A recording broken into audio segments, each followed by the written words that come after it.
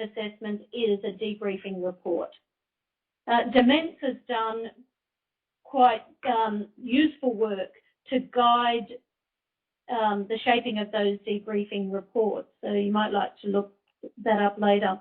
But basically what we want the students to do is to reflect on their experiences, to distill their learning from that, to have an opportunity to look back. Now this could be learning beyond what you set for them in terms of the outcome. Considered standpoint essays, take that into a formal domain.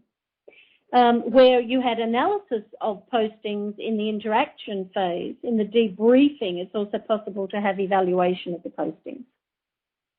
Okay, they're aligned with individual stages. Basically what we say is choose the assessment method that is most beneficial in advancing the action of the role play towards the outcomes that you're desiring. In addition to that, you can have overall global assessment, and Elyssebeth will run through that.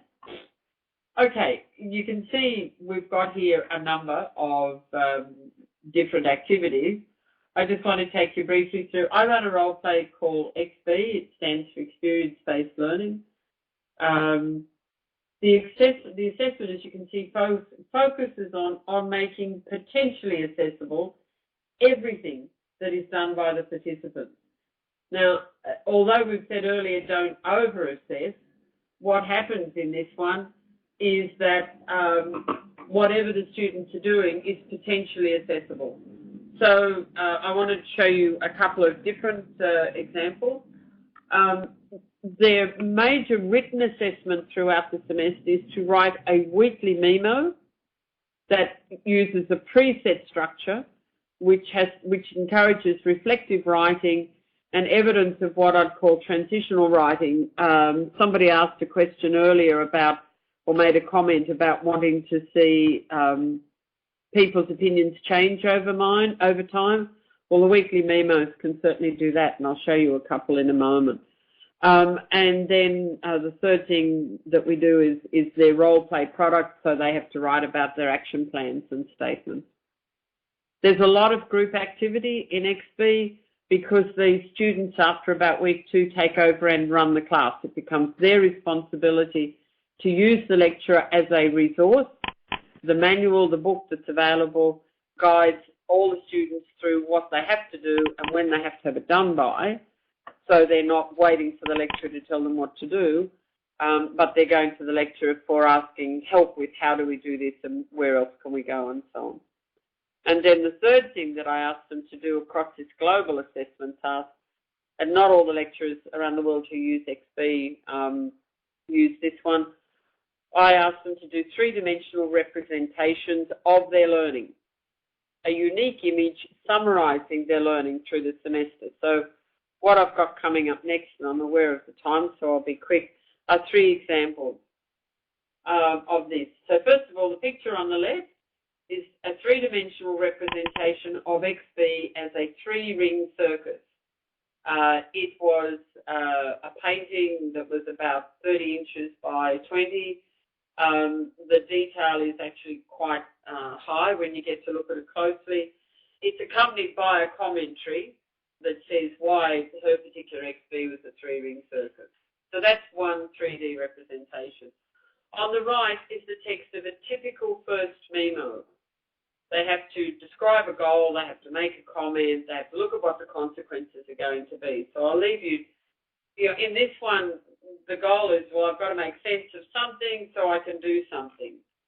I have to overcome my fear of confusion and evaluation and just do something. So that's all I know. If by the second week I've got memos coming in that look like that, then I'm alert to seeing that students are A, not reading the manual, and B, not understanding the nature of what doing something means for them. So that's a very typical first memo. Here's one that comes up about halfway through the semester. This was a particularly memorable one. It's about week 8. And for this particular student, you can see they avoided taking on leadership. It's been conscious and unconscious, but now I want to take on a leadership role, sort of, but I want it to be a more productive experience. What this student did, having written this memo, and all the students see all the memos, so there's a lot of paper flying around on the website, or messages flying around on the website, I suppose, to be literal.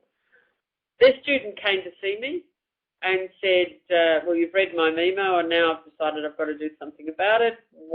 And I said, sounds like a good idea. What are you thinking? And he said, I think I'm going to stage a revolution. I said, terrific, can I join? And he looked a bit startled at that. We then worked out some strategies for what a revolution in this subject, which was a 2-hour, once-a-week face-to-face class, what it would look like.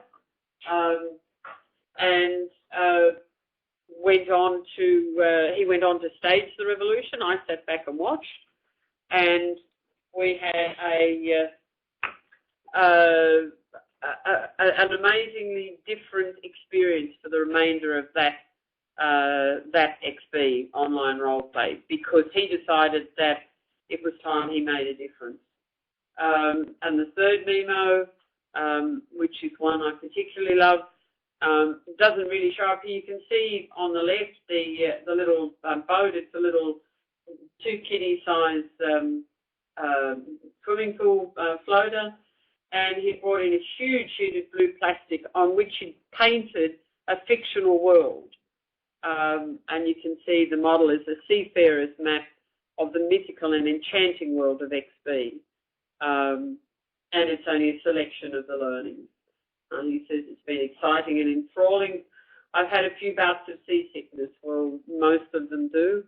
But the treasures I've collected will serve me well. And it's allowed me to reflect on when to put into practice the theories and concepts studied and observed in XB. For him, that was particularly important because he tended to jump in. This is a different student. And the reflection on when to put into practice became for him a very powerful outcome of the assessment.